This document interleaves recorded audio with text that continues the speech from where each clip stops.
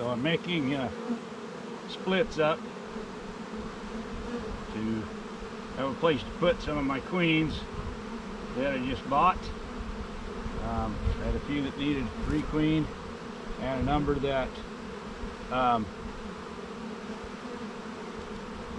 just needed to have a backup for them. So queen rearing this year has been really tough. So I've pulled a split off of this already, found the queen in the bottom.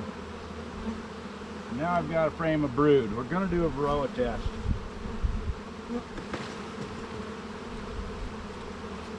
I've had the question answered wrong too many times recently when I ask people where they're at with their Varroa and what they're doing, and the correct response to that is not, I haven't seen any. I've heard a lot of that lately.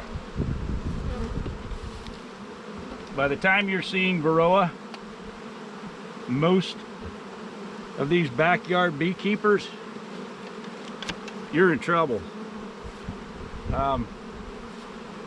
They're very hard for me to even spot, and I've been in lots of them and I've seen lots of them. They're not something that you just easily see. You see the disease that comes from them before you see the Varroa.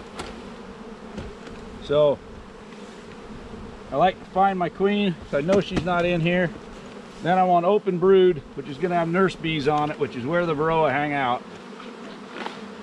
I really like to use these plastic nukes. They're just easy to clean and get into.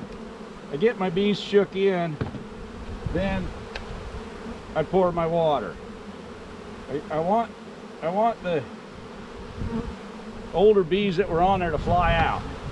I kick the box a little bit, I shake them down, because I want nurse bees. So I want the field bees to fly out. I don't want them filling my cup. Now,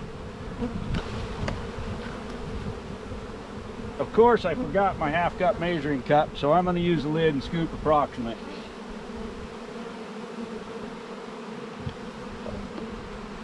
And in the cup they go. I'll give a quick shake. I'm going to dispatch them quick. The rest of these bees will go right here in front of the hive. The other nice thing with these plastic boxes, they shake out pretty easy. I just have one that I keep as my kit. My measuring cup's usually in there. My water jug. So I'm using a teaspoon of Dawn dish detergent to a gallon of water. I don't know that it matters which dish detergent. All you're doing is breaking down the viscosity of the water, making the water wetter so that it'll help to break off the Varroa. Now we want to shake them good for a while, get them agitated and knocked around so they fall off.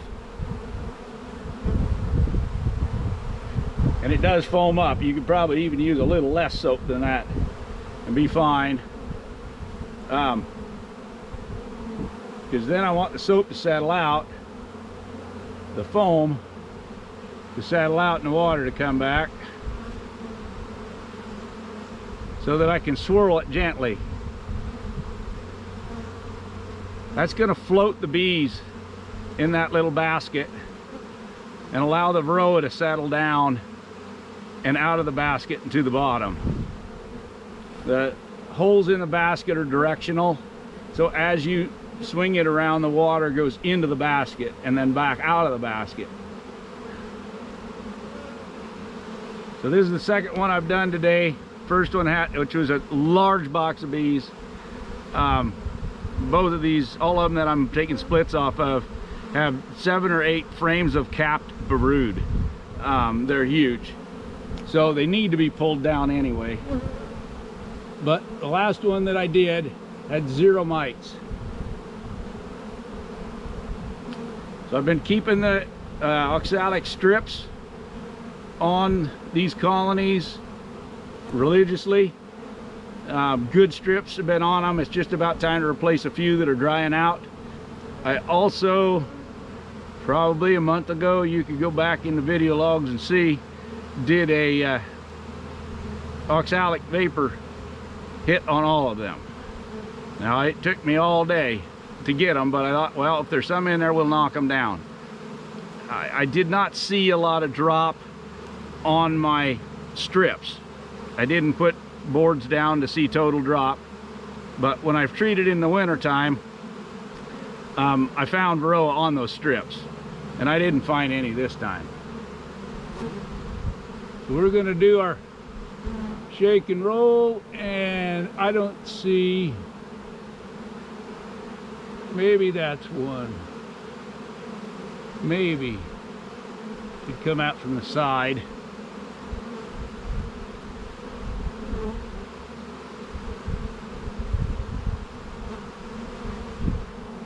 No, usually they're pretty darn evident. That looks like it could be a chunk of wax. It's not laying flat like the Varroa usually do. I don't believe it is.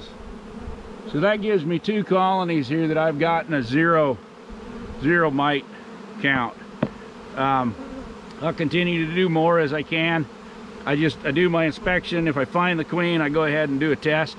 If I don't find the queen, I don't. I don't have time to test all of them at this moment.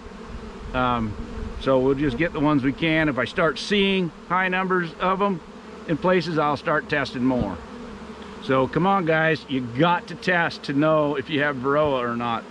If you don't control your Varroa, you will not keep bees. It's just the facts. The bees are getting better at self-control. They're breeding stronger bees to do that.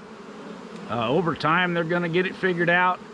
But for now, if you get an infestation, they're going to spread the disease through your bees, and your bees are going to be too weak to make it through winter. Even if you don't see the Varroa, even if you don't see deformed wing virus showing itself, there's enough in there to make those winter bees not as healthy as they should be. If they're not healthy, they can't live all the way to spring to build that colony back up. So you got to get in there and do a test, and you've got to treat if you've got them. You can't just think, oh, I don't see them, they must be fine, I don't have to do anything. It's just not gonna work very often. So if you've got any questions on the testing, pop them up there. Comments are great, subscriptions are great. Come on guys, we gotta keep these bees healthy, or you're just putting too much energy and time into buying more and all the work it takes. So anyway, get out and get them done.